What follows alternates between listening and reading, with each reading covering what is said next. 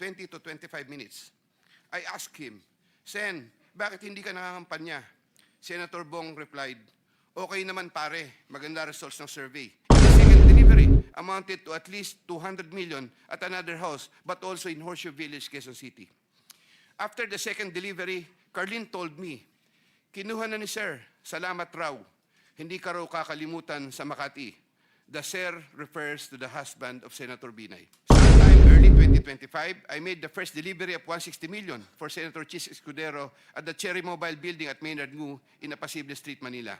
Ito nga ho ang pag-uusapan natin ngayon mga reaction update PH. Ito nga ho si Roberto Bernardo mga ka-update. Nilalaglag na ho si Jinggoy, si Chiz, tsaka si Bong Revilla, si Nancy Binay. Si Saldi ko binanggit niya, pero mga ka-update, nasaan ho si Martin Romualdez? Kaya mga update, pakinggan ho natin kung gaano kalaki yung napuporsyento ng mga dinadawit niya hong senador. Kung bago lang ho kayo sa ating channel, isang like, isang share, isang subscribe lamang ho. Malaking tulong na ho yan. Kaya mga ka-update, irekta na ho natin ito. The Department of Justice, through the Honorable Frederick A. Vida, Acting DOJ Secretary, as set out in an authority to disclose, which I am likewise submitting to the Honorable Committee. Thank you po. Proceed with your statement.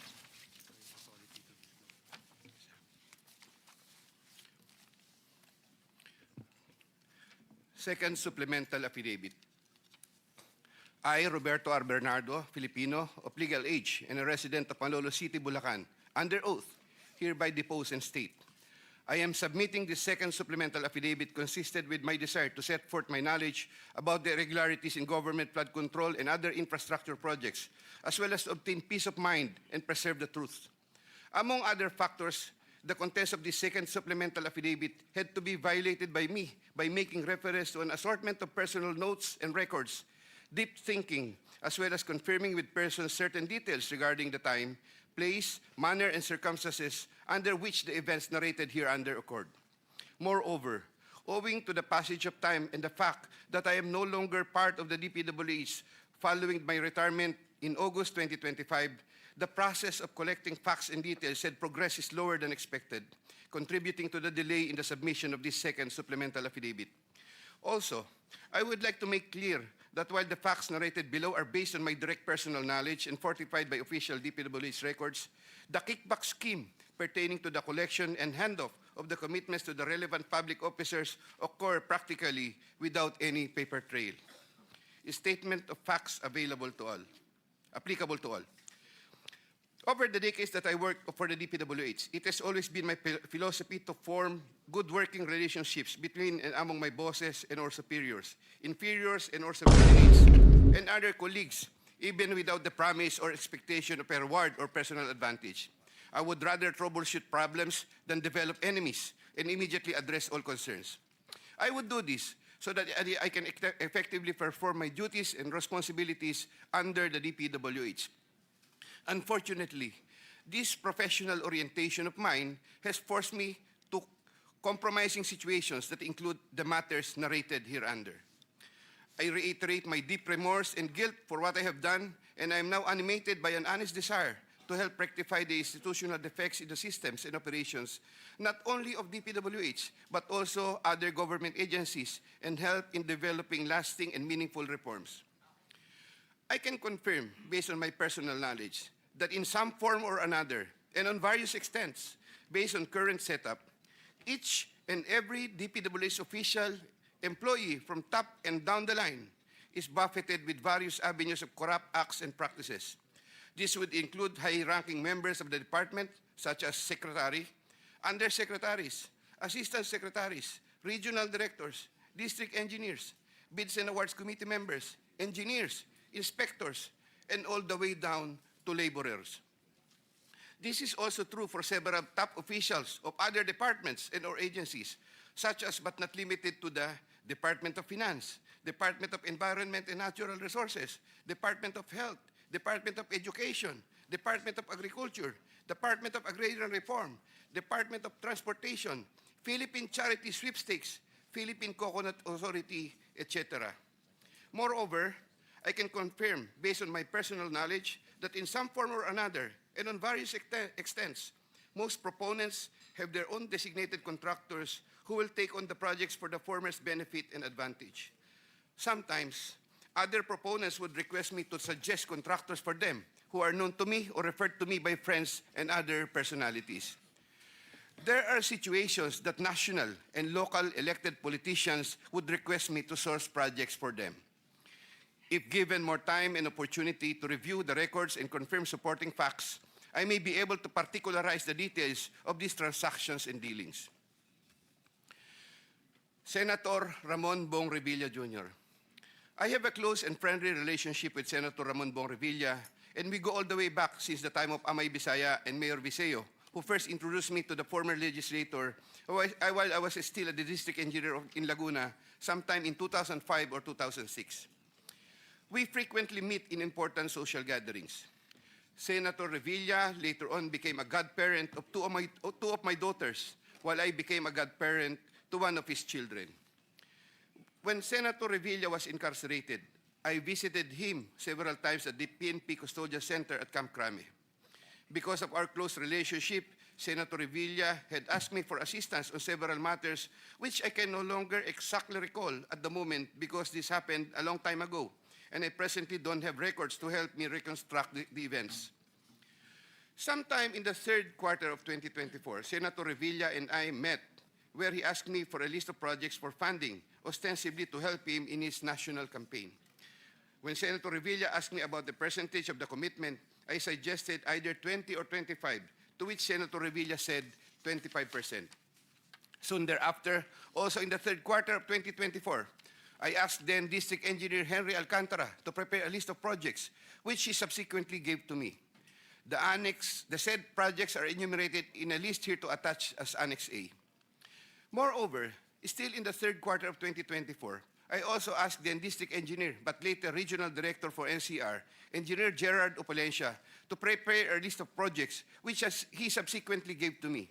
The said projects are enumerated in a list here to attach as Annex B. I had the list of projects totaling 1.5 billion submitted by Engineer Henry and Engineer Gerard, consolidated in one sheet of paper, and gave the same to Senator Revilla in the third quarter of 2024. With respect to the projects under the NEP and HGAB, I followed this up with Secretary Manny Bonoan upon request of Senator Revilla, who would also follow this up with Yusek Cathy Cabral.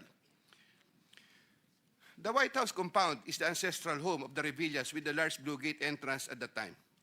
Sometime in the last quarter of 2024, Engineer Alcantara collected the 25% commitment of about 125 million and informed me that the same was ready for turnover through Engineer Gerard Opalencia. Engineer Gerard Opalencia told me that the 25% commitment was already loaded in my vehicle. After receipt of the 25% commitment, which were packed in 6 cardboard boxes, each containing at least 20 million, and 1 paper bag containing 5 million, I called up Senator Revilla to inform him the same is ready to be turned over to him. Sometime December 2024, probably the Monday after my receipt of the commitment, my driver and I went to the residence of Senator Revilla. Upon reaching the area, I tried calling Senator Revilla, but he was not answering my call, so I waited. After waiting for approximately 1 hour at a nearby gasoline station, we were finally allowed inside the compound by the guard. Once inside, we parked the vehicle, and shortly upon alighting, I saw Senator Revilla at the terrace. I walked over to Senator Revilla for a casual talk. While the boxes were being unloaded, Senator Revilla and I talked for about 20 to 25 minutes. I asked him, "Sen, bakit hindi ka nangangampanya?" Senator Bong replied, "Okay naman pare, maganda results ng survey. Relax muna." The personnel of Senator Revilla helped in unloading the boxes. After the delivery of the commitment, I headed back to Manila. Sometime late January or February 2025, in relation to a list of projects submitted by Engineer Gerard Opalencia, Senator Revilla called me to follow up on the status of the commitment. About a week later, sometime February 2025, I informed Senator Revilla that the same was ready for turnover. Before the start of the campaign period for national elective positions, I directed one of my aides to deliver commitment amounting to 250 million to the residence of Senator Revilla at the White House compound, Aguinaldo Highway, Bacoor, Cavite. Senator Nancy Binay. Carlin Yap Villa is the aide of Senator Nancy Binay, who transacted with me regarding the latter's projects and commitment. If I recall correctly, I first met Carlin in the year 2018 during the budget season at the Senate. Eventually, sometime 2019, Yusek Trigib Olivar, whom I knew very well, endorsed Carlin to me. From then on, Carlin would contact me directly to follow up the status of different matters. Sometime fourth quarter in 2022, Carlin, claiming to act on behalf of Senator Binay, asked my help for the transfer of an assistant district engineer in Mindanao to another district, a request which I endorsed to Sec. Bunoan. Sometime during the third to fourth quarter of 2022, Carlin requested on behalf of Senator Binay for a list of projects worth around 1.882 billion with 12% commitment. The said projects are enumerated in a list here to attach as Annex C. I got 3% of 1.882 billion. I prepared a list of projects within my area of jurisdiction with the help of DPW's officials, but could not recall at this time exactly who among them gave me the list. But I can recall that it was Engineer Manny Bulusan who coordinated the collection of the commitment. Eventually, during the first quarter of 2023, the commitment was delivered to Carlin for Senator Binay in several tranches in Makati and Quezon City. But I could not recall at this time the details of the deliveries, but I undertake to submit additional information thereon. Sometime last quarter of 2023, Carlin again asked for Senator Binay a list of projects for inclusion and funding under the 2024 GAA, which I provided with the help of Engineer Gerard Apulacia and Engineer Henry Alcantara. The total list of projects initially amounted to 2.5 billion, but which was reduced to 1.672 billion. The said projects are enumerated in the list here to attach as Annex D. Apparently, some individual or group offered Senator Binay a higher amount of commitment of 15% instead of the previous 12%, with the promise that the commitment would be released much earlier. Yusek Trigib learned about the plan to transact with this individual or group, and I was informed by Yusek Trigib that he confronted Carlin and said to her, "Bakit nyo binabawasan ng kay Robert? Siya din naman ang nilalapitan ng mga yan pagka nagkakaproblema." However, sometime later part of December 2023, Carlin called me and requested for a 50 million advance for Senator Binay's shoes for the holiday season because the individual or group was unable to deliver on their promise, and which I then helped to fix. Thereafter, Carlin told me that Senator Binay was expecting an increase in the commitment from 12 to 15%, which I agreed to fulfill. I did not get any percentages from the aforementioned projects worth 1.672 billion, but I was reimbursed the 50 million which I earlier advanced. I was nurturing goodwill with Senator Binay by fulfilling the commitment.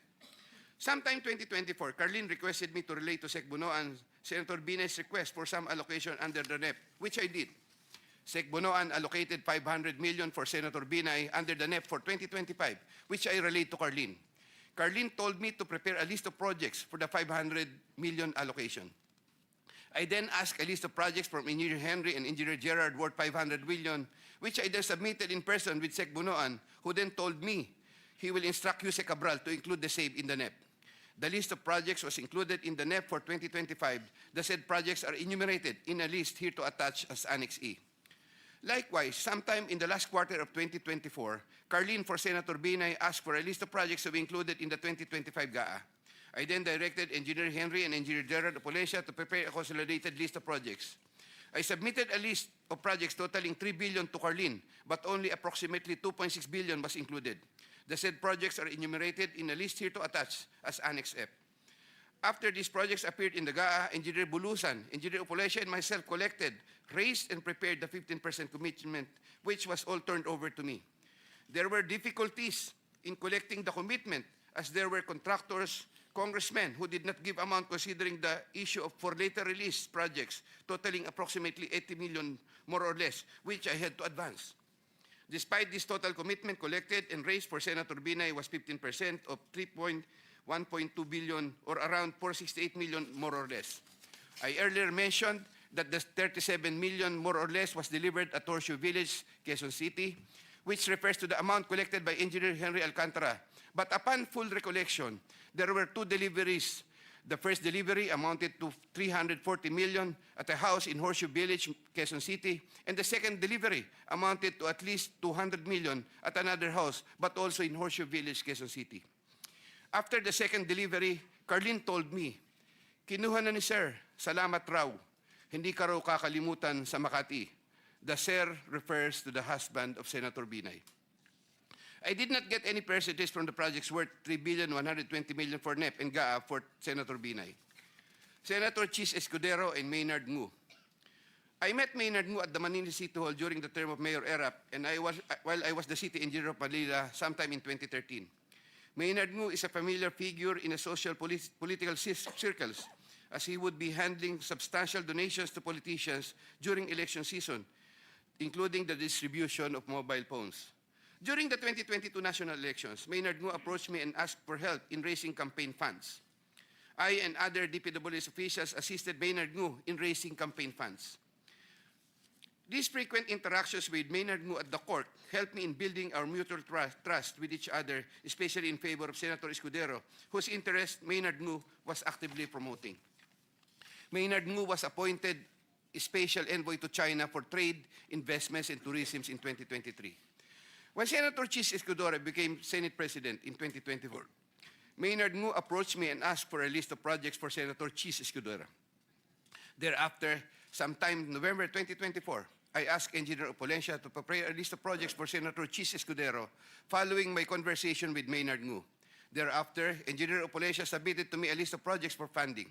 The said projects are enumerated in a list here to attach as Annex G. For the projects located in Valenzuela, Engineer Opolencia, through District Engineer Ruel Umali, collected the money for the commitment for Senator Chiz Escudero. He delivered the commitment at Diamond Hotel. We saw each other at the Diamond Hotel, and Engineer Opolencia told me, nasa inyo na po, boss. When I asked my driver to confirm, the driver told me, nasa akin na po, okay na po. For the projects located in Marinduque, Engineer Opolencia, through Regional Director Ryan Altea, collected the commitment for Senator Chiz Escudero. He delivered to me the commitment at Diamond Hotel. Engineer Opolencia called me and said, may papadala ako sa inyo ngayon. Sa iyo ngayon, dadalhin na lang po sa Diamond. Later, the driver told me, nasa akin na po, okay na po. Following a deeper recollection of the facts and checking with public records, I can now confirm that in addition to the Valenzuela and Marinduque projects, Engineer Opolencia also provided the list of projects for Oriental Mindoro and Quezon City. The complete list of projects for Senator Chiz Escudero is worth 1.4 billion with 20% commitment. The said projects are enumerated in a list here to attach as Annex H. Sometime early 2025, I made the first delivery of 160 million for Senator Chiz Escudero at the Cherry Mobile Building at Maynard Ngu in Apacible Street, Manila. Thereafter, early 2025, I made the second delivery of 120 million for Senator Chiz Escudero, also at the Cherry Mobile Building of Maynard Ngu. Senator Jinggoy Estrada.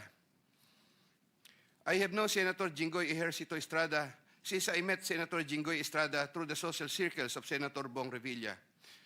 We usually had encounters during social gatherings of people in the movie industry. We developed a close relationship. Sometime in 2010, when I was Assistant Regional Director of DPW's Region 4A, Senator Jinggoy was backing me to become a Regional Director. When I failed to become a Regional Director, I applied for the position of City Engineer, and Senator Jinggoy was one of those who recommended me.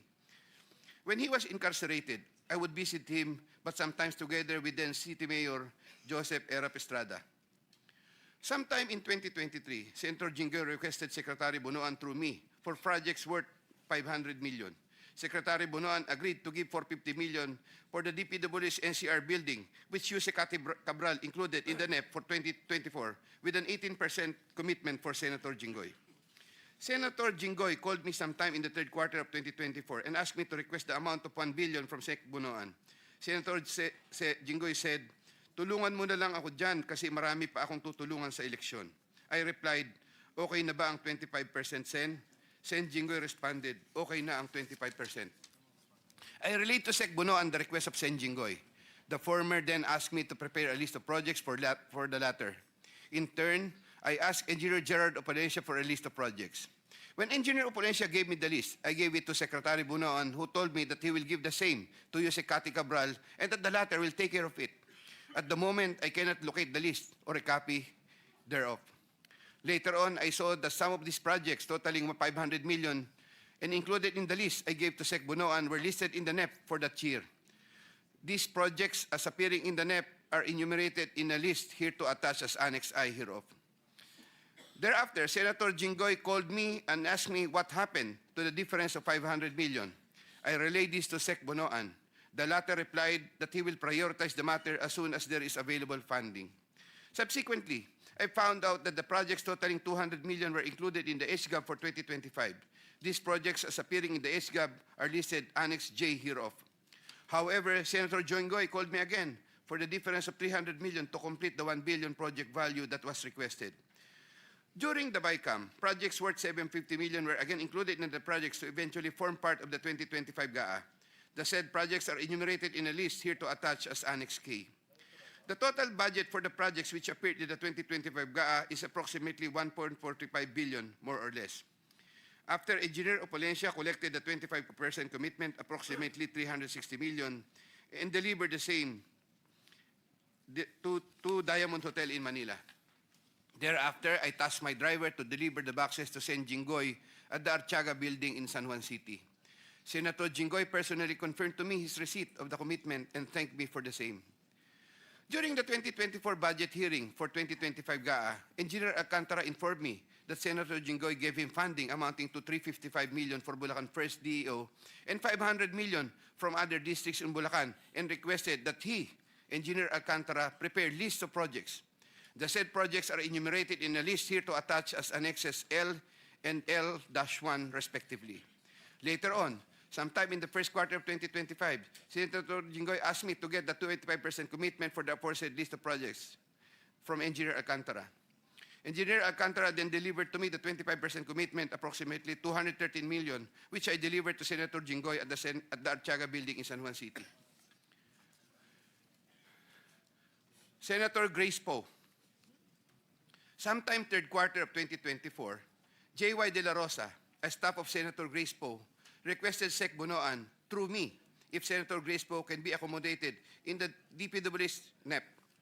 Sec Bonoan told me there is a 500 million for Senator Grace Poe and instructed me to ask the Senator for a list of projects. J.Y. De La Rosa told me to coordinate the matter with Mrs. Patron, a contractor. Mrs. Patron told me to prepare the list. Upon my instructions, Engineer Gerard Opolencia submitted a consolidated list of the following projects, 1 in Laguna and 3 in NCR. These projects are indicated in the list here to attach as Annex M. Thereafter, the list of projects was included in the NEP by Sec Bonoan through Yusek Cati Cabral. Later on, the said projects appeared in the GAA for 2025. There was a 20% commitment collected for Senator Grace Poe. Mrs. Patron, a contractor, collected the commitment for Sen Grace Poe at Diamond Hotel from one of my aides. Congresswoman Mary Mitzi Mitz Kahayon Uy. There were projects released in Congresswoman Kahayon Uy's congressional district, which I facilitated. I submitted projects being proposed by her to proponents for funding, the details of which I am still verifying and confirming at the moment. Congressman Flerida Robes. There were also projects released in Congresswoman Flerida Robes' congressional district, which I facilitated. I submitted projects being proposed by her to proponents for funding, the details of which I'm still verifying and confirming at the moment. Congressman Zaldico. In addition to my statements in my affidavit dated 25 of September 2025, I was told by Engineer Alcantara, Congressman Zaldi would from time to time deal also with Engineers Gerard Pacanan, Gerard Opolencia, and Danny Villa. There were times Engineer Gerard Pacanan and Gerard Opolencia would give me certain amounts, supposedly from Congressman Zaldico. Yusek Traigib Olevar of Debed. In addition to my statements in my affidavit dated 25 of September 2025, I wish to add that I have known Yusek Traigib as early as 2010 when he was still a staff of Senator Bong Revilla. He is a common figure in budget deliberation hearings and by reason of which I had interacted with him on multiple occasions. Yusek Traigib then worked under the office of Senator Edgardo Angara and then later worked under the office of Senator Sani Angara.